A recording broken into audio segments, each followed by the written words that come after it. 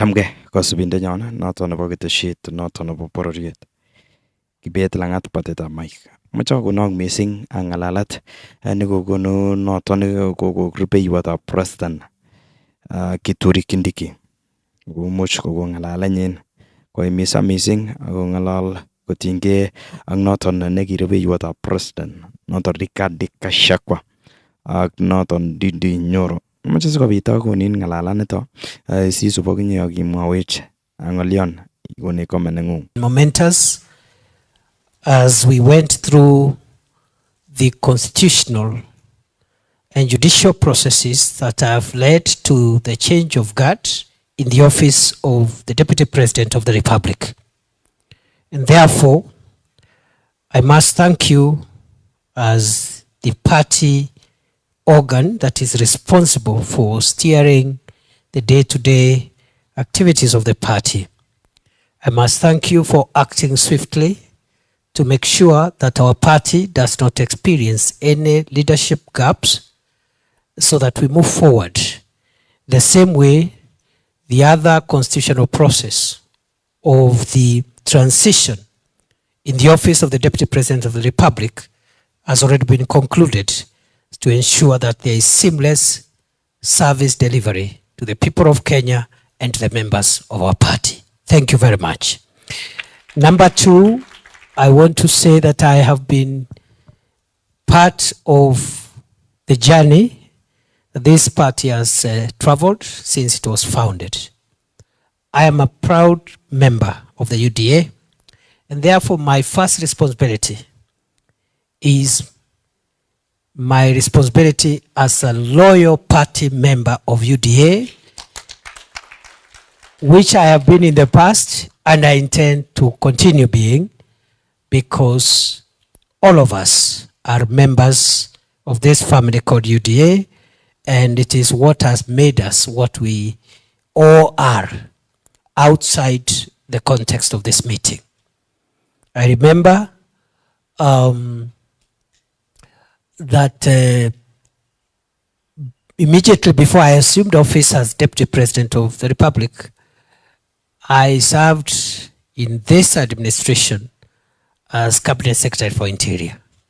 And every time I have met the leadership of the party, the chairperson, the Secretary General, the Treasurer, members of NEC, party members, I always reminded them that, look, I would not be Interior Minister if it was not for the party. And in all democratic countries, in all multi-party democratic countries, the party is the one that forms government, and therefore the party is bigger than government. The head of state and government is the party leader first before being president, because he is a product. He holds that office by virtue of the party. And therefore, I am very clear in my mind what we need to do as a party going forward. Of course, the second role, which has been bestowed on you again with a lot of humility this morning, I accept, other than being a party member, to now serve as deputy party leader. In that role, I expect to assist our party leader as he steers our party, as he steers the country, as the leader also of the country at the moment, so that some of the functions that he delegates to me, requests me to assist in, or I am asked to assist in by the party, I'll be more than able, more than willing and available to assist in. I am taking over this role in a very, very defining moment in the life of our nation. At a time when the country is engaged in, or has been engaged in the recent weeks and months, in conversations about identity and who we are as a country. There has been conversations around our nationhood and our identity as the people of Kenya. Having been a founder member of UDA, having served in different roles within the party, especially my role as chief agent of the president, our presidential candidate, and the running mate during that time, I am aware that our party stands for the unity of our country. I am also privileged to have taken part in the drafting of our constitution and also the setting up of the various organs that are established in the party constitution. I have also been privileged to be part of the team that put together the manifesto of our party. And in all those things that I have cited, I am also very aware that our party stands for the unity of our country. And therefore, as this transition takes place, I want to assure you my unwavering loyalty to the ideals for which our party stands for. I will work with all the organs established under our party constitution for the good and for the better and optimal performance of our party as expected of us by the people of Kenya. I will lead a very consultative engagement, and of course, we will all take direction and leadership from our party leader, who is the vision carrier of our administration and who right now is in the steering of our party even as we march into the future. The last thing that I want to say is that even as we look at building unity in the party and unity in our nation, I want to communicate or assure that a united country, the unity of Kenya, is not a threat to the segments that constitute Kenya. We need to understand that the unity of Kenya is not inimical. It doesn't work counter to the interests of the segments that constitute Kenya. What it does is to make the segments that constitute Kenya stronger and more viable. And therefore, I know there is some multiplicity of ideas, interests, aspirations, but those ideas of the various segments which constitute our party must converge so that we pursue the broader ideas that our party believes in, and that is how we will build a strong country, a united country, unify our people, create nationhood, and create the viability of our republic, because without our unity, our republic will not be viable. We will be doing small things all the time because of our thoughts, our interests, our values are not aggregated together.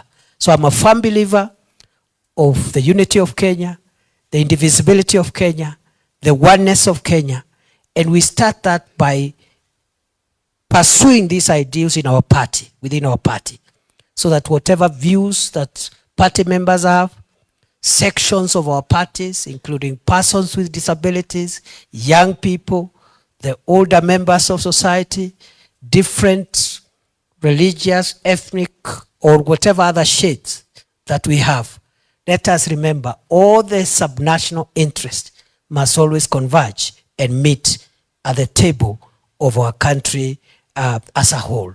So I wish you well, and I look forward to work with you, and I look forward to spending more time here. I have been coming here, of course, with the permission of the party leadership, but in a discreet manner for two reasons. Why I've been coming here at least once every 2 weeks for an hour or so is because I was the interior minister and I needed to know that this place is secure because because the head of state is our party leader and he uses this facility, isn't it? And therefore I needed to check from time to time that this facility is secure for the commander-in-chief. Number two, I used to come here because I until now, and I'm still consulting with the chair and the SG and the other leaders of the party officials, that until now, I am the chief agent of the president until I hand over to the next chief agent. So I will be advised by the party how we go about that. I am a custodian of very many instruments that relate to electoral aspects of our presidential candidate. And just like the IEBC, that office must continue, the chief agent's office must continue to exist until another one comes in for the next election cycle. So I used to come here as the chief agent of the president to make sure that the paperwork is still okay. Nobody has interfered with the files.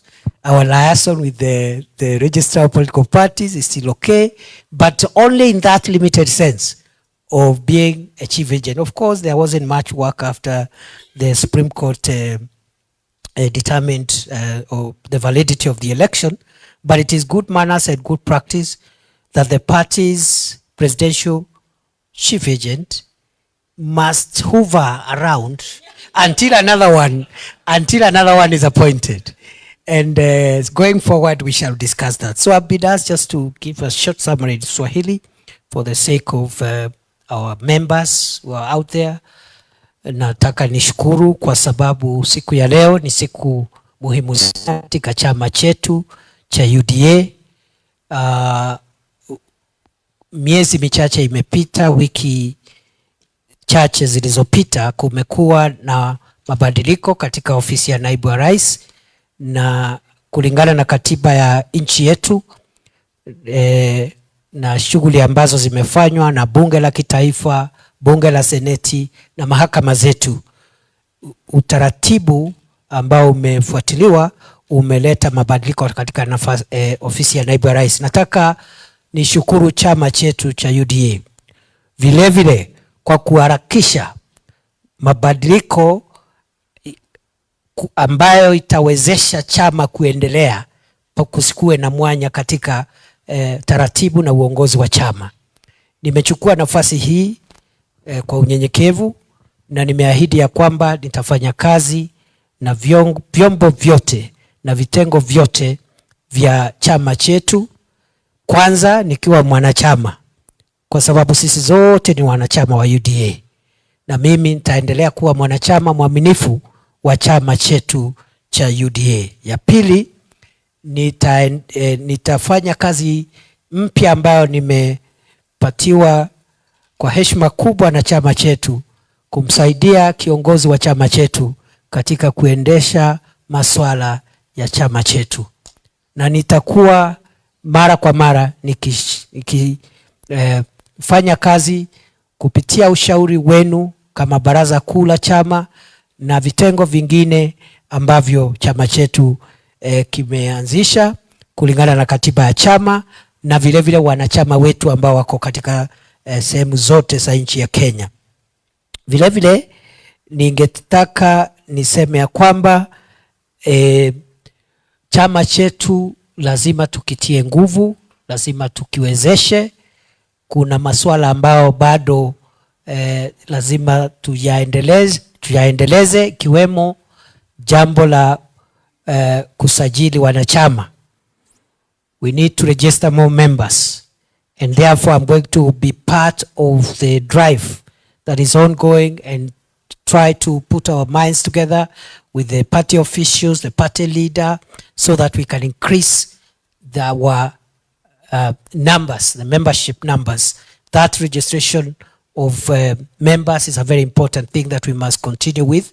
The second exercise is of course the elections, the grassroots elections that have been going on. We will again, under the leadership of our party leader and consultations with the party organs, make sure that we proceed with that process of completing grassroots party elections. Tukimalizia ni kusema ya kwamba mimi vile vile ninaamini ya kwamba chama kiko na nafasi nzuri katika kuimarisha demokrasia katika taifa letu la Kenya. Na chama kulingana na katiba yetu ndio kinaleta serikali. Serikali zinaletwa na chama. Chama ambacho kinashinda uchaguzi ndicho kinaleta rais, mawaziri na vyombo vingine na vitengo vingine vya serikali ya kitaifa. Kwa hivyo chama chetu ni chombo muhimu cha demokrasia, na mimi nitashirikiana na wanachama wetu na maafisa wa chama na mkuu ama kiongozi wa chama chetu kuhakikisha kwamba tumeimarisha chama chetu, kukitia nguvu ili kiweze kudumu kwa miaka mingi itakayokuja. Kwa hayo mengi nawashukuru sana. It is an honor and privilege for me to assume this office today. And I don't know what is the next thing, Chair. I stand to be guided so that I can now, you can tell me what next. Thank you. Siet ko noton Bororiet, kibet langat en batetab Mike ne amagun ki age tugul nemie.